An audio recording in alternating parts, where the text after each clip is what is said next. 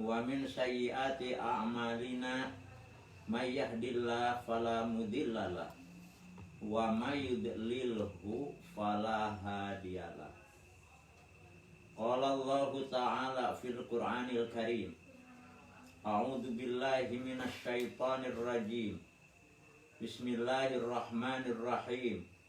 Idza sa'alaka ibadi anni fa inni qarib ujibu da'watad da'i idza da'ani falyastajibu li wal yu'minu bi la'allahum yarshudun.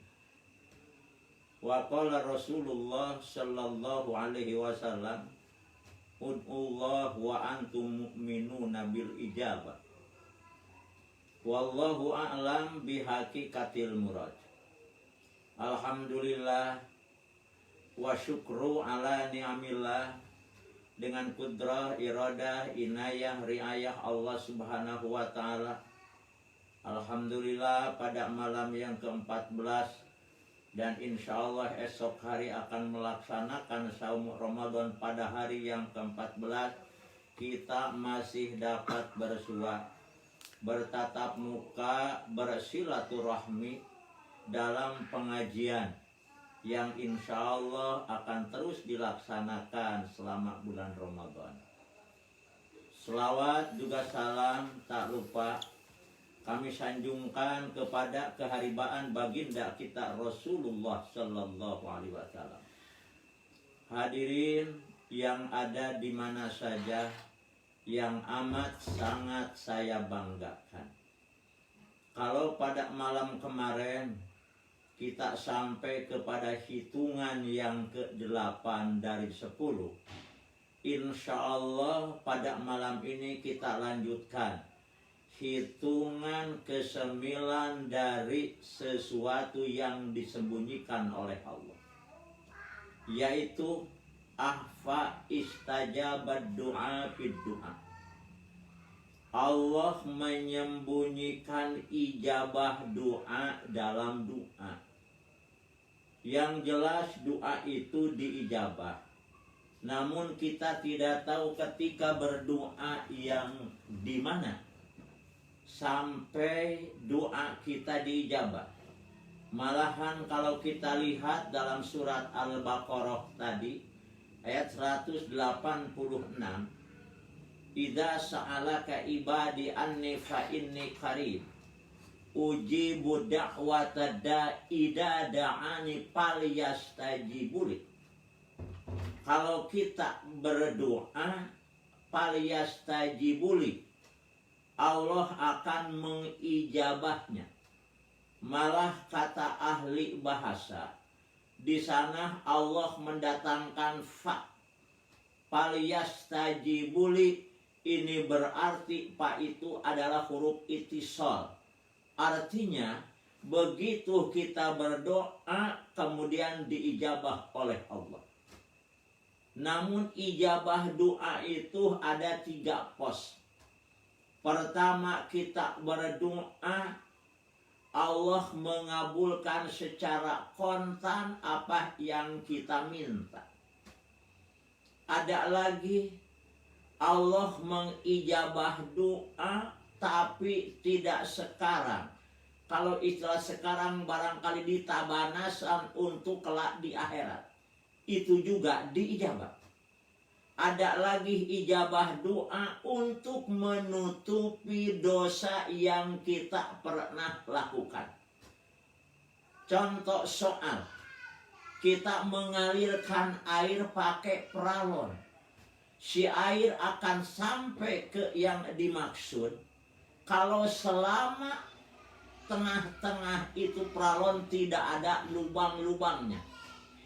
Kalau ternyata peralon itu banyak lubangnya, jangan diharap air akan sampai kepada kita yang dituju, tentunya akan keluar. Seperti halnya doa, bukan tidak diijabah, tapi ini barangkali karena kita banyak dosa, di mana ijabah doa untuk menutupi dosa-dosa itu.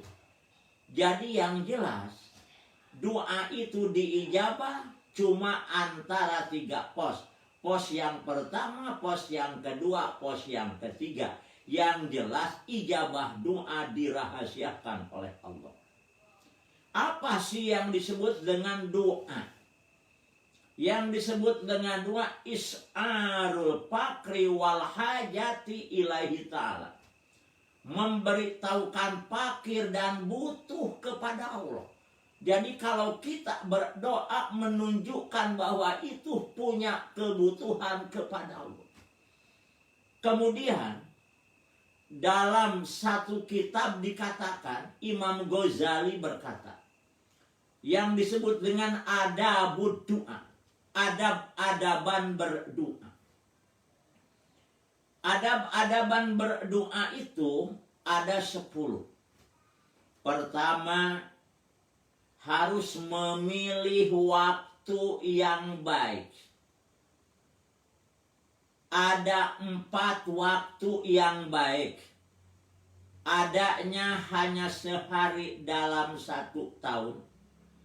Hanya sebulan dalam 12 bulan. Hanya 1 minggu di dalam 1 mingguan. Ada waktu yang baik adalah setiap malam. Mana waktu yang baik untuk berdoa? Adanya hanya setahun sekali, yaitu berdoa pada hari Arafah. Ketika mereka jamaah haji, Duyufur Rahman sedang berwukuf di Arafah. Mereka di sana, kita juga di sini. Itu hari yang baik untuk berdoa, adanya hanya setahun sekali. Karena itu pada hari Arafah kita jangan disia-siakan. Sebab adanya hanya setahun sekali yang termasuk waktu yang baik untuk berdoa. Kedua, waktu yang baik adanya 1 bulan dalam 12 bulan. Mana? Yaitu bulan Ramadan, bulan Saumi Ramadan, bulan yang sekarang kita sedang ada di sini. Ini selama 1 bulan merupakan waktu yang baik untuk berdoa. Karena itu jangan kita sia-siakan selama bulan Ramadan ini. Sebab selama 1 bulan Ramadan merupakan waktu yang baik untuk kita berdoa kepada Allah. Adanya seminggu sekali. Mana pada setiap malam dan hari Jumat. Malam dan hari Jumat merupakan waktu yang baik untuk kita berdoa. Adanya setiap malam. Mana waktu sahur, waktu sebelum datang waktu subuh, di sana adalah waktu yang baik untuk berdoa. Malah kalau kita lihat bagaimana orang-orang solihin memanfaatkan setiap malam, bukan hanya bulan Ramadan saja. Bukan hanya malam Jumat saja, tapi selamanya olehnya dimanfaatkan. Mana? Seperti Sayyidina Umar. Wa kana Umar radhiyallahu an ayyama khilafatihi la yanamu lailan wala naharon. Fa innama hiya khafaqatu bi ra'sihi fa huwa jali. Wa kana yaqul idanumtu fil lail doyatu nafsi wa idanumtu fil nahar doyatu ra'yati wa ana mas'ulun anhu. Sayyidina Umar selama memangku jabatan khalifah kurang lebih 10 tahun tak pernah tidur malam dan tak pernah tidur siang, kecuali tidurnya waktu wirid. Dia berkata, jikalau aku tidur di waktu malam, berarti aku menyia-nyiakan kepada diriku.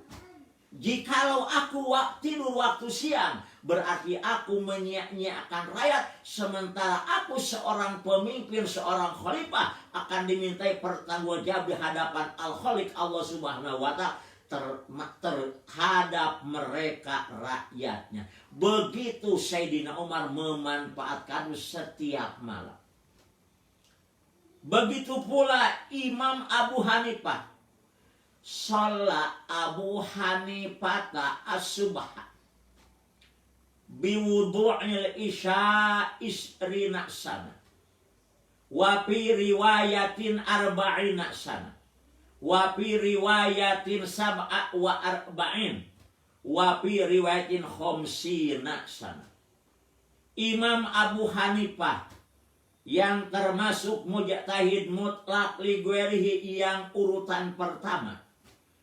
Beliau sholat subuh cukup dengan wudu isya selama 20 tahun. Berarti tiap malam tidak tidur, melulu ibadah kepada Allah. Menurut satu riwayat 40 tahun. Menurut satu riwayat 47 tahun.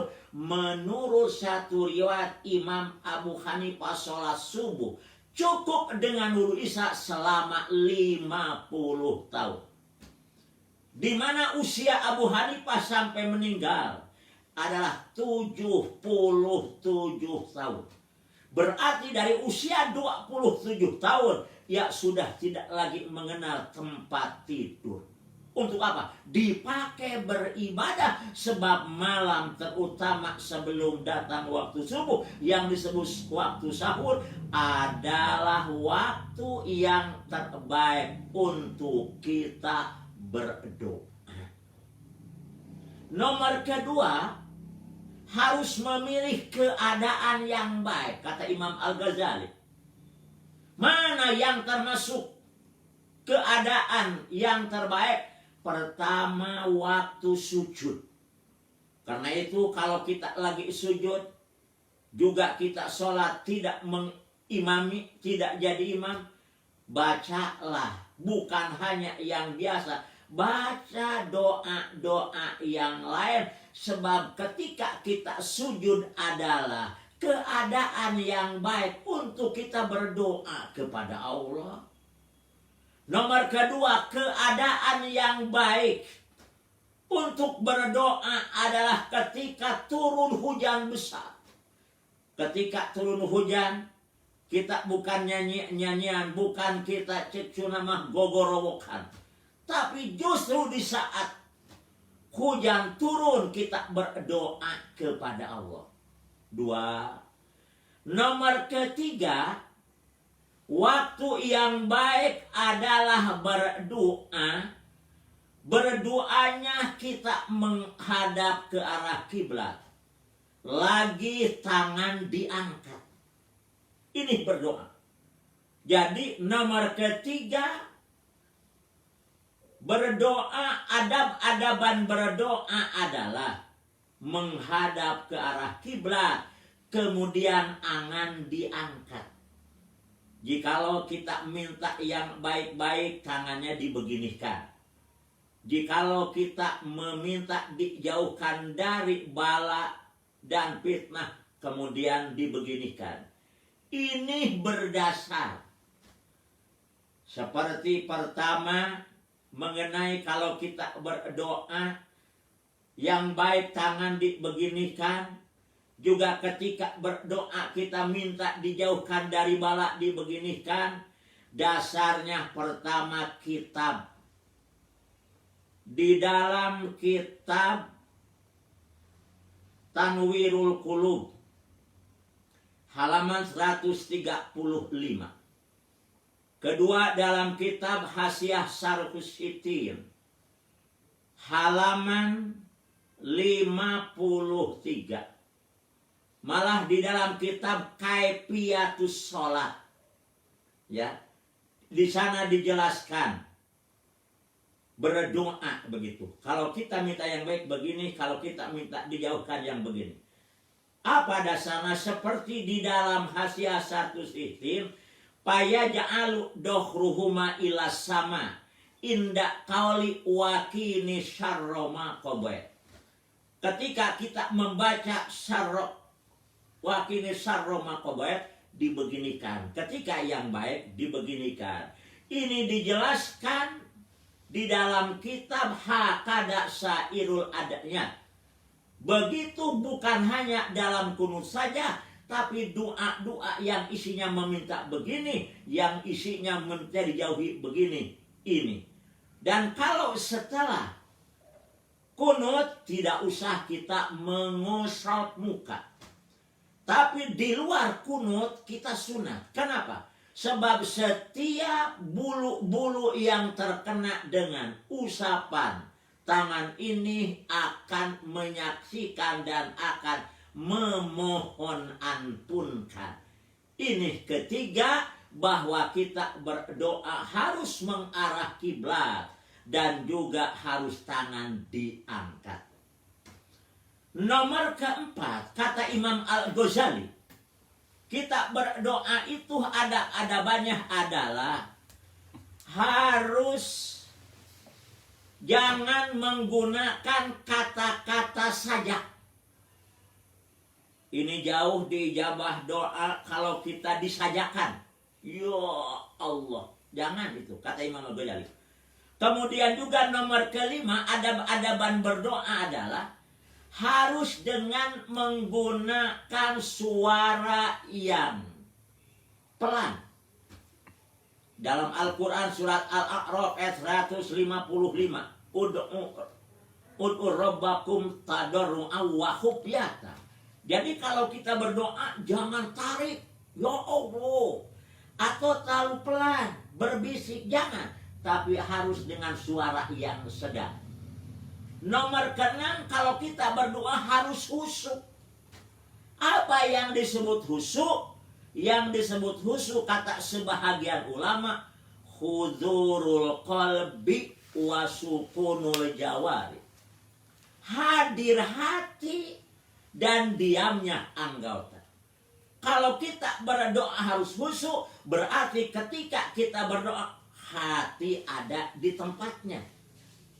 Kadang-kadang kita berdoa hati kemana-mana, harus khusyuk. Dan juga anggota harus diam. Jangan kita berdoa, hayo